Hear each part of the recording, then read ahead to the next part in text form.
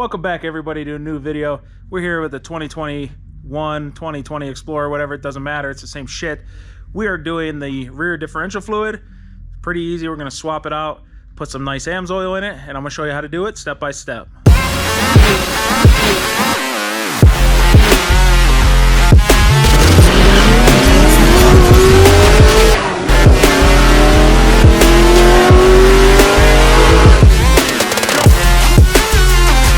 Step one, jack it up so you can get underneath the car. So I can't really get to this guy very well.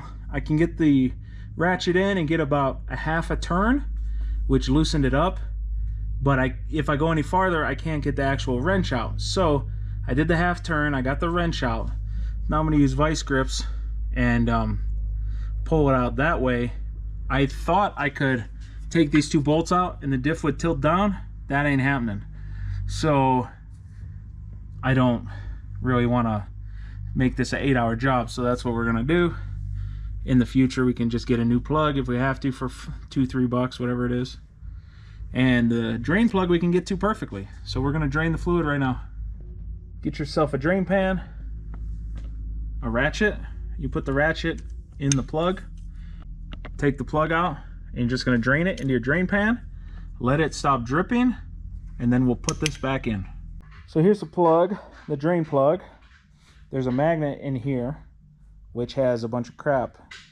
So make sure you clean it off with some paper towel and brake cleaner or whatever to get all the metal shavings off before you reinstall this. Here's the fill plug. So it did get the top threads a little bit, see the little nicks, but that never goes into the housing, so don't worry about it.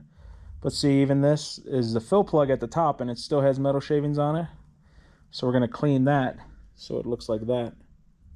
It's done dripping now. I'm going to put the plug back in and torque down this bottom plug.